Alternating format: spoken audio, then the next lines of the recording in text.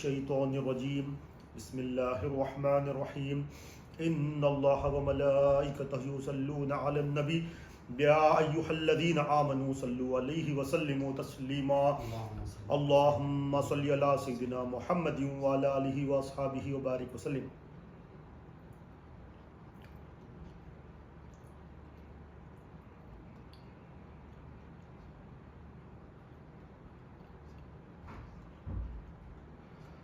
اللہم صلی علی سیدنا محمد وعلی آلہ واصحابہ وبارک وسلم.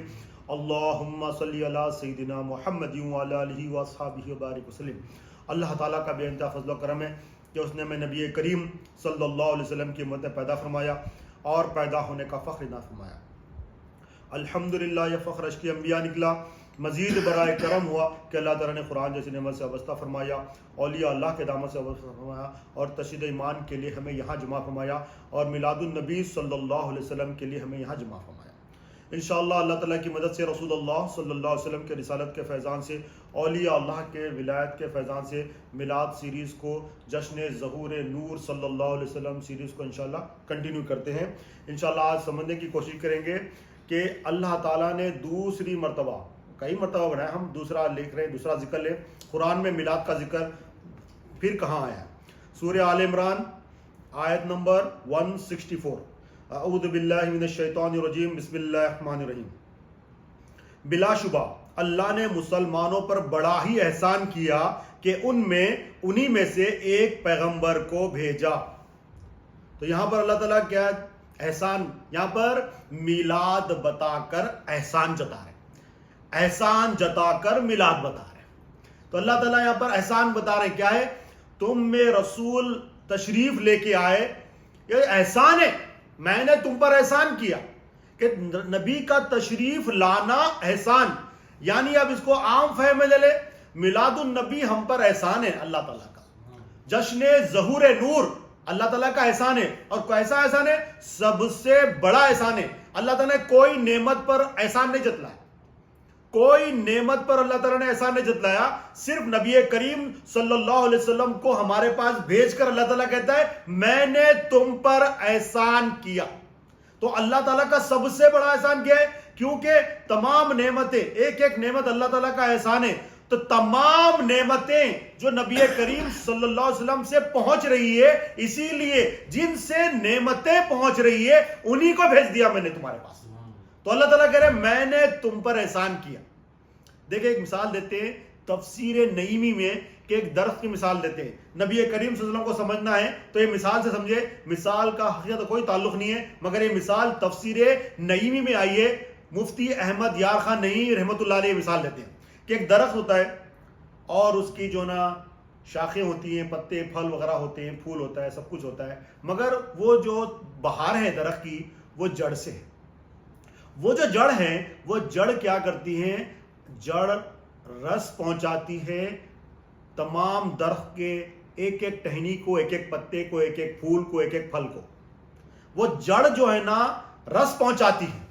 تو وہ جڑ کی طرف سے رس پہنچتا ہے، اور رس پہنچنے کی وجہ سے پتا ہرا ہوتا ہے، پھول بھی کھل رہا ہوتا ہے، پھل بھی نکل رہا ہوتا ہے، اور پھل پک بھی رہا ہوتا ہے. تمام درخت کی جو نشوونما ہے وہ جڑوں سے ہے، اور جڑوں سے رس آ رہا ہے، اور رس تمام درخت کو پہنچ رہا ہے. اب اس کو مثال سے حقیقت کوئی تعلق نہیں ہے، مگر یہاں پر بتایا جا رہا ہے نبی کریم صلی اللہ علیہ وسلم کی مثال کیا ہے؟ تمام کائنات کی جڑ ہے آپ نبی کریم صلی اللہ علیہ وسلم، اور نبی کریم صلی اللہ علیہ وسلم کے ذریعے سے اللہ تعالیٰ کی تمام نعمتیں تمام مخلوقات کو پہنچ رہی ہیں. اللہ تعالیٰ دے رہے ہیں. جیسے زمین سے جڑیں لیتی ہیں، زمین سے جڑیں لیتی ہیں اور تمام درخت کو پہنچاتی ہے، اسی طرح سے اللہ تعالیٰ سے نبی کریم صلی اللہ علیہ وسلم تمام نعمتیں لیتے ہیں اور تمام مخلوقات کو پہنچاتے ہیں. تو یہ اس جو ہے نا آیت پر آپ نے مثال دی ہے کہ جڑ اور درخت کی مثال، جو رس پہنچ رہا ہے جڑ کے ذریعے سے تمام درخت کو. تو یہ کائنات جو قائم ہے، یہ جو نظام قائم ہے نبی کریم صلی اللہ علیہ وسلم کی رسالت کے فیضان سے. اسی لیے اللہ تعالیٰ نے کہا کہ میں نے کئی مخلوقات پیدا کیے، زمین کی پیدا کیے، آسمان پیدا کیے، تمام سیارے، ملکی وے، گیلیکسی، تب دیکھ لیں کئی مخلوقات ہے. اللہ تعالیٰ نے اپنے حبیب کو کہیں اور نہیں بھیجا، ہمارے پاس بھیجا. اسی لیے اللہ تعالیٰ کرے احسان ہے میرا سورہ آل عمران آیت نمبر 164. بلا شبہ اللہ نے مسلمانوں پر بڑا ہی احسان کیا کہ انہی میں سے ایک پیغمبر بھیجا. اب یہ جو میلاد النبی، یہ جو بھیجنا ہے، تشریف لانا، نبی کریم صلی اللہ علیہ وسلم کا ظہور. نبی کریم صلی اللہ علیہ وسلم کب سے، کسی نے سوال کیا یا رسول اللہ صلی اللہ علیہ وسلم آپ کی نبوت کب سے ثابت ہے؟ نبی کریم صلی اللہ علیہ وسلم نے میری نبوت، میں اس وقت بھی نبی تھا جب آدم مٹی اور پانی کے درمیان تھے، کیونکہ نبی کریم صلی اللہ علیہ وسلم کو اللہ تعالیٰ نے سب سے پہلے پیدا کیا اپنے نور سے. ہم نے لاسٹ لیکچر میں تو نبی کریم صلی اللہ علیہ وسلم تو پہلے سے ہیں. اللہ تعالیٰ نے نبی کریم صلی اللہ علیہ وسلم اللہ کی مخلوق ہے، اللہ خالق ہے، نبی کریم صلی اللہ علیہ وسلم مخلوق ہے. سب سے پہلے اللہ تعالیٰ نے اپنے نور سے نبی کے نور کو پیدا کیا. تو نبی کریم صلی اللہ علیہ وسلم تو پہلے سے ہے، مگر یہاں تشریف لا رہے ہیں. تو تشریف لانے کا ذکر یہ قرآن ہے، تشریف لانے کا ذکر کرنا یہ اللہ کی سنت ہے، تشریف لانے کا ذکر کرنا یہ قرآن پر عمل ہے. سورہ آل عمران آیت نمبر 64. اور کیا ہے یہ بڑا احسان ہے. بلا شبہ ہم نے مسلمانوں پر بڑا ہی احسان کیا کہ انہی میں سے ایک پیغمبر بھیجا. آیت نمبر 164 آل عمران، سمجھانے کے لیے بار بار ریپیٹ ہو رہی ہے. صلو علی النبی اللہم صلی. آدم علیہ السلام کی جو پیدائش ہوئی ہے، آدم علیہ السلام کی وفات بھی ہے. میلاد النبی صلی اللہ علیہ وسلم، لوگ کہتے ہیں بھائی یہاں پر نبی کریم صلی اللہ علیہ وسلم کی ولادت بھی ہوئی ہے، نبی کریم صلی اللہ علیہ وسلم اسی دن پردہ بھی فرمائے. تو اب اس کو اس ذہن کو صاف کرنے کے لیے اب سمجھے کس طرح سے کہ نبی کا آنا، نبی کا جانا اللہ تعالیٰ کے پاس دونوں مبارک ہے.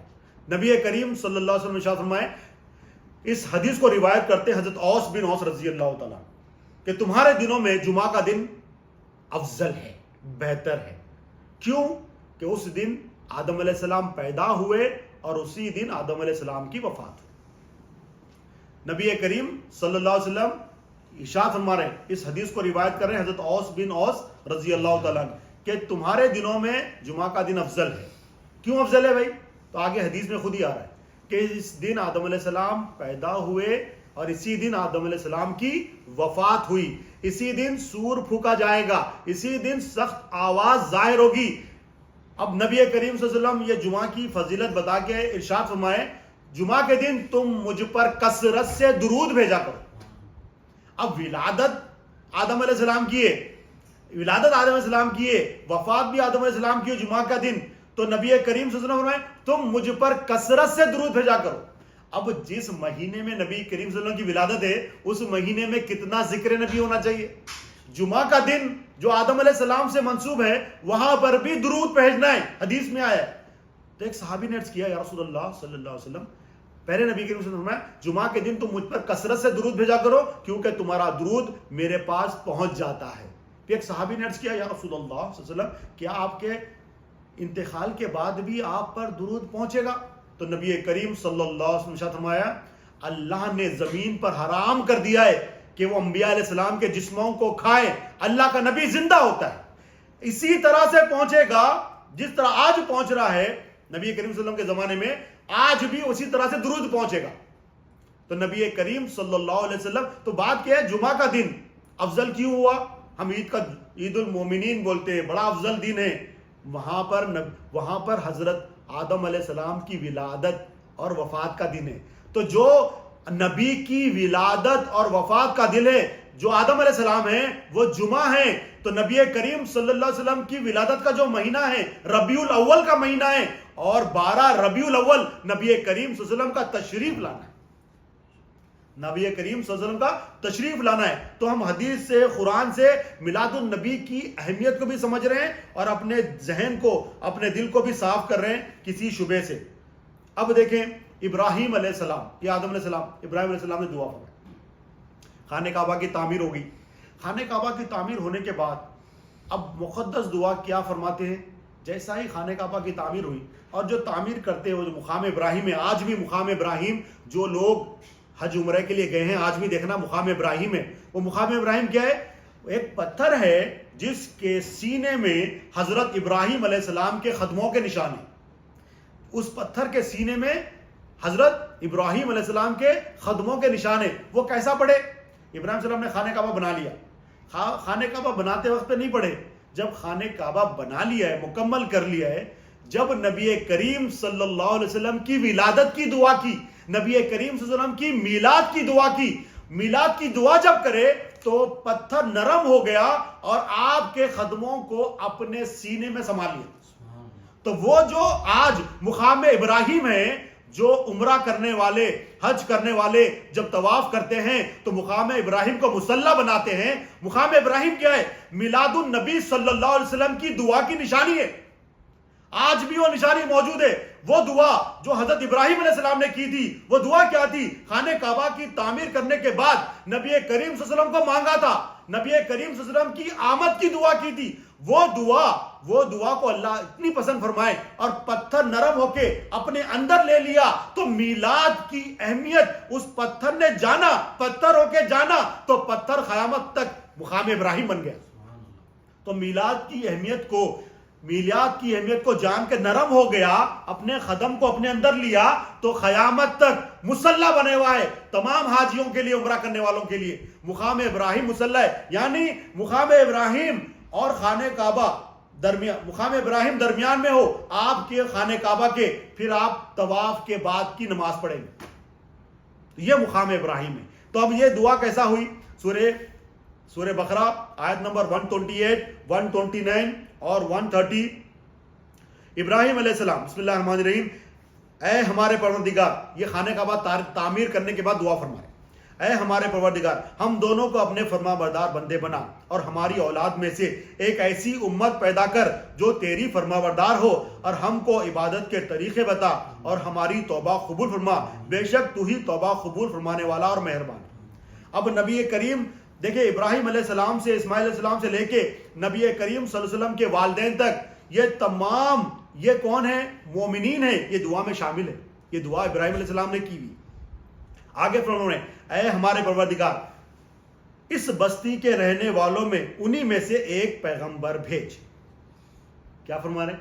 یہ آمد کی دعا فرما رہے ہیں. بس میں اپنے عنوان تک ہی رہ رہا ہوں، آگے نہیں بڑھ رہا، اپنے عنوان تک ہی رہ رہا ہوں. تو آپ نے کیا مانگا؟ دعا کیا مانگی؟ نبی کریم صلی اللہ علیہ وسلم کو مانگا. نبی کریم صلی اللہ علیہ وسلم کی ولادت کی دعا مانگی. خانہ کعبہ تعمیر کر کے، تو ابراہیم علیہ السلام کے پاس خانہ کعبہ تعمیر کر کے سب سے پہلے خانہ کعبہ کس نے بنایا؟ فرشتوں نے بنایا. اس کے بعد ابراہیم علیہ السلام نے بنایا. ابراہیم علیہ السلام نے خانہ کعبہ بنایا. اللہ کا گھر ہے، بیت اللہ ہے. قیامت تک کے لوگ آ کے اس کا حج عمرہ کریں گے. ایسا گھر بنایا. بنانے کے بعد دعا کیا کی؟ میلاد النبی کی دعا کی. ہم اللہ تعالیٰ کی کتنا شکر ادا کریں، کم ہے. ہم لوگ بغیر سمجھے کے بیٹھ گئے محفل میں، مگر یہ ایسی محفل ہے جو خانہ کعبہ کی تعمیر کر کے ابراہیم علیہ السلام دعا کیا مانگ رہے؟ اے اللہ، مجھے نبی آخر الزمان میری اولاد میں سے عطا فرما. میلاد کی دعا ہے. مفہوم، عام مفہوم کے حساب سے یہ میلاد کی دعا ہے.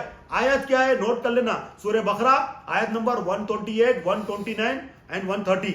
اعوذ باللہ من الشیطان الرجیم، بسم اللہ الرحمن الرحیم.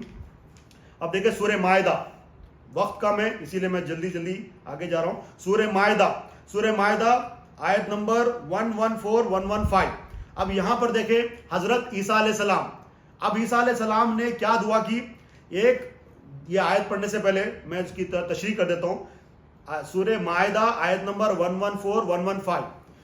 یہاں پر عیسیٰ علیہ السلام دعا کرے حواریوں کی ریکویسٹ پہ کہ اللہ تعالیٰ آسمان سے دسترخوان اتار، کھانے کا دسترخوان. کھانے کے دسترخوان کو اترنے کو اس آیت مبارکہ سورہ مائدہ آیت نمبر 114، 115 میں عیسیٰ علیہ السلام کریں میں عید کا دن کہوں گا. عیسیٰ علیہ السلام کیا کریں؟ اللہ کی طرف سے دسترخوان اترا، کھانے کا دسترخوان ایک نعمت ہے، کھانا ایک نعمت ہے. ایک نعمت اتری اللہ کی طرف سے. تو سورہ مائدہ میں عیسیٰ علیہ السلام کہہ رہے ہیں یہ عید کا دن ہے. تو ہم کہتے ہیں عید میلاد النبی، ارے یہ تو بدعت ہے، یہ کہاں سے نکال لیے؟ عیسیٰ علیہ السلام ایک دستر اترا تو عید بول رہے ہیں. نبی کریم صلی اللہ علیہ وسلم تمام نعمتوں میں سب سے بڑی نعمت عظمیٰ ہے. نبی کریم صلی اللہ علیہ وسلم نعمت عظمیٰ، سب سے بڑی نعمت. جب نبی کریم صلی اللہ علیہ وسلم تشریف لائے تو وہ عید میلاد النبی ہی ہونی چاہیے. تو عید میلاد النبی جو ہم نے لگا لیا ہے، قرآن سے لگایا ہے، کیونکہ ایک نعمت آئی. تو عیسیٰ علیہ السلام کہہ رہے ہیں سورہ مائدہ میں 114، 115 آیت نمبر میں کہ یہ عید کا دن ہے. تو ہم تمام نعمتیں جن کے صدقے میں ملتی ہیں، تمام نعمتیں جو تقسیم فرماتے ہیں، تمام نعمتیں جو پہنچاتے ہیں، وہ تشریف لائے تو وہ عید میلاد النبی ہے۔ اب یہاں پر فرق دیکھ لیں کیسا ہوگا۔ بسم اللہ الرحمن الرحیم۔ تب عیسیٰ بن مریم نے دعا کی، سورہ مائدہ آیت نمبر 114-115،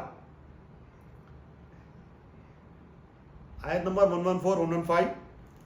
بسم اللہ الرحمن الرحیم۔ تب عیسیٰ بن مریم نے دعا کی، اے ہمارے پروردگار، ہم پر آسمان سے خوان نازل فرما، ہمارے لیے وہ عید کا دن قرار پائے۔ آسمان سے دستر اترا تو کیا ہو گیا؟ وہ عید کا دن ہو گیا، قرار پائے ہمارے اگلوں ہمارے پچھلوں کے لیے، اور وہ تیری طرف سے نشانی ہو، اور ہم پر روزی عطا فرما، تو بہتر روزی دینے والا ہے۔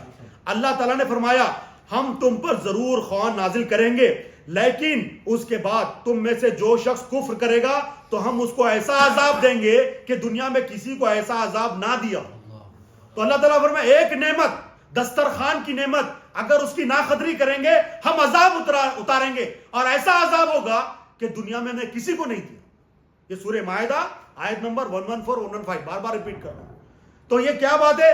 ایک دستر اترا، دسترخوان اترا، کھانا اترا عید کا دن، اور نبی کریم صلی اللہ علیہ وسلم جس مہینے میں تشریف لائے وہ مہینہ عید، جس رات میں تشریف لائے وہ رات عید۔ کیوں عید ہے؟ یہ قرآن ہے، اس کی دلیل ہے۔ اور اس کی قدر نہیں کرے تو اللہ تعالیٰ کیا بولے؟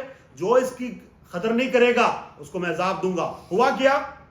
ایک دستر اترتا تھا، آپ پہلے دعا فرمائیں تو دستر اترا، بالکل شارٹ کرتا ہوں کیونکہ ٹائم کم ہے۔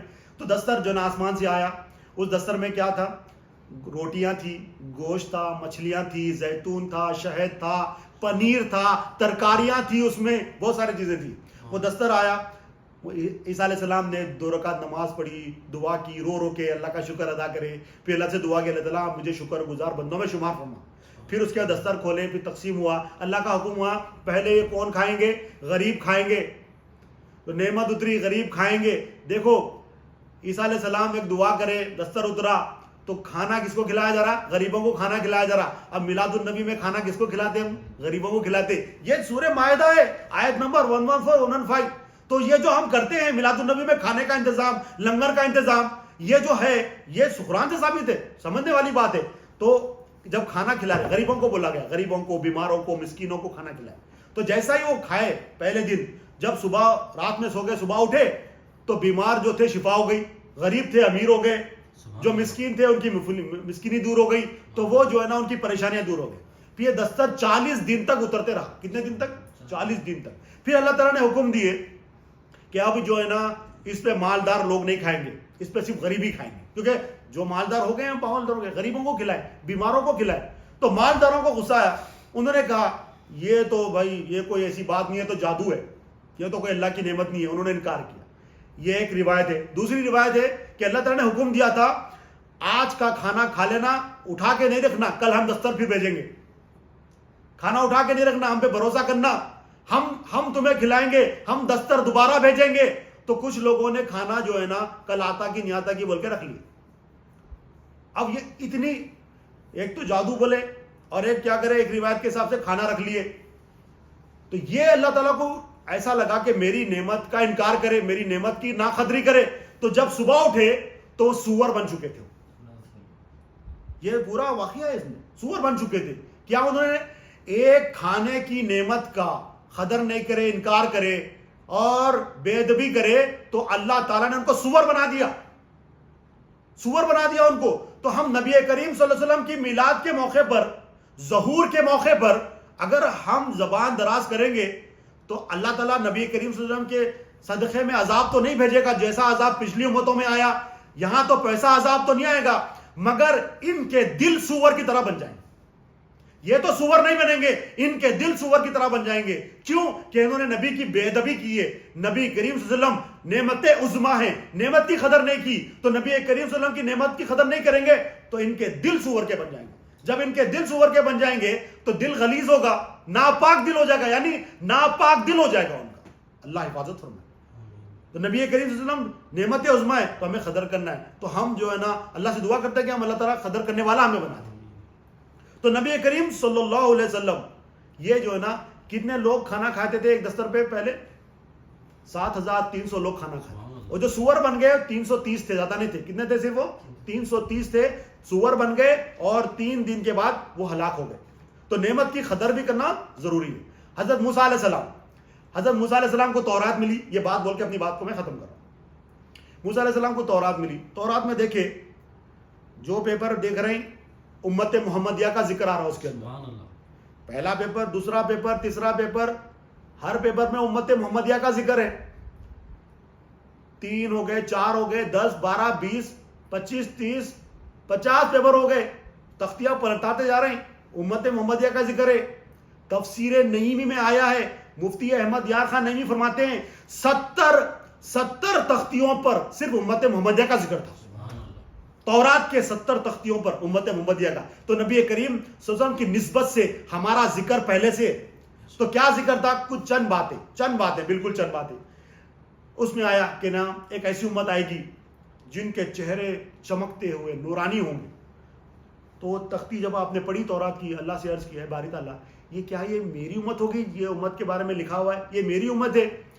تو اللہ تعالیٰ نے ارشاد فرمایا اے موسیٰ یہ آپ کی امت نہیں ہے، یہ میرے احمد نبی کی امت ہے. یہ میرے احمد نبی کی امت ہے، کیونکہ جب وہ وضو کریں گے تو ان کے اعضائے وضو چمکیں گے، روشن رہیں گے. پھر ایک جو نا تختی پہ لکھا ہوا ہے کہ ایک امت آئے گی، وہ امت ہوگی کنتو خیر امت، بے بہترین امت ہوگی، نیکی کی دعوت دینے والی، برائی سے روکنے والی، اللہ پر ایمان رکھنے والی ہوگی. تو حضرت موسیٰ علیہ السلام عرض کرتے ہیں باری تعالیٰ کیا یہ میری امت ہے؟ تو اللہ تعالیٰ ارشاد فرماتے ہیں موسیٰ یہ آپ کی امت نہیں ہے، یہ میرے احمد نبی صلی اللہ علیہ وسلم کی امت ہے. پھر ایک جو ہے نا واقعہ کہ جتنی کتابیں نازل ہوئی آج تک، جتنے لوگوں نے کتابیں پڑھی ہے، تورات ہو، انجیل ہو، زبور ہو، دیکھ کر پڑھی ہے لوگوں نے، تمام امتوں نے دیکھ کے پڑھی ہے. صرف یہ اعزاز، یہ فضیلت صرف امت محمدیہ کو حاصل ہے کہ وہ قرآن اپنے دل میں رکھتی ہیں اور جب پڑھنا ہو تو دل میں دیکھ کے پڑھتی ہے قرآن. یہ قرآن کو دل میں رکھنا صرف امت محمدیہ کا اعزاز ہے. تو وہ جب آپ تختی پہ دیکھے بولے یہ امت، پچھلی امتیں جو بھی کتابیں تھی دیکھ کے پڑھتی تھی، جب کتاب بند ہو جاتی انہیں کچھ یاد نہیں رہتا، جب کتاب بند ہو جاتی انہیں کچھ یاد نہیں رہتا. مگر ایک امت ایسی آئے گی جو قرآن کو اپنے دل میں رکھے گی اور جب پڑھنا ہو اپنے دل میں دیکھ کے پڑھے. تو بولے اے اللہ یہ میری امت ہے. بولے اے موسیٰ علیہ السلام یہ آپ کی امت نہیں ہوگی، یہ میرے حبیب، میرے احمد نبی صلی اللہ علیہ وسلم کی امت ہوگی. یہ ہمارا جو ہے نا یہ تورات میں ذکر آیا. ایک امت ایسی ہوگی جو آئے گی آخری میں، جنت میں پہلے جائے گی. موسیٰ علیہ السلام بولے اے باری تعالیٰ یہ کیا ہے میری امت ہے جو جنت میں جائے گی؟ بولے نہیں یہ آپ کی امت نہیں، یہ میرے حبیب احمد نبی صلی اللہ علیہ وسلم کی امت ہوگی. پھر بولے رمضان کا ذکر کیا گیا، جمعہ کا ذکر کیا گیا. کسی نبی کی امت کو رمضان نہیں ملا، کسی نبی کی امت کو جمعہ نہیں ملا. تو یہ فضیلتیں. تو بات کیا ہے کہ ہم نبی کریم صلی اللہ علیہ وسلم کی امت میں ہونے کی وجہ سے فضیلتیں. حضرت موسیٰ علیہ السلام رش کرے آخری میں بولے کہ اے باری تعالیٰ اگر یہ امت مجھے نہیں مل سکتی تو مجھے اس امت کا امتی بنا دے. یہ رش کے انبیاء نکلا. تو ہم جو شروع میں پڑھتے ہیں، جو ہمارے حضرت قبلہ سکھایا، جو اولیاء اللہ نے ہمیں سکھایا کہ یہ رش کے انبیاء نکلا امت محمدیہ میں. انبیاء علیہ السلام نے بھی رش کیا کہ یہ امت میں آئیں، ہم بغیر مانگے کے آ گئے. یہ اللہ کا فضل ہے، نبی کریم صلی اللہ علیہ وسلم کا رسالت کا فیضان ہے. تو ہم ایسے نبی کی امت میں ہیں. اور یہ جو ہے نا جشن ظہور نور کا دوسرا پروگرام تھا. ٹائم ہو گیا ہے، وقت کو جو ہے نا دیکھتے ہوئے میں اپنی بات کو ختم کرتا ہوں. اللہ سے دعا کرتا ہوں جو کچھ بھی کہا گیا سنا گیا عمل کی توفیق عطا فرما، کہنے والے کو عمل کی توفیق عطا فرما، سننے والے کو عمل کی توفیق عطا فرما، ہر دو کے عمل میں اخلاص عطا فرما، اسے قبول فرمانے مولا، اس میں جو غلطیوں سے معاف فرما دے مولا. واسطہ نبی کریم صلی اللہ علیہ وسلم کا ہماری اس حاضری کو قبول فرمانے مولا، ہم سب کو قبول فرمانے مولا. واسطہ نبی کریم صلی اللہ علیہ وسلم کا ان اللہ و ملائکتہ یصلون علی النبی یا ایھا الذین آمنوا صلوا علیہ وسلموا تسلیما. اللهم صل علی محمد برحمتک یا ارحم الراحمین والحمد للہ رب العالمین.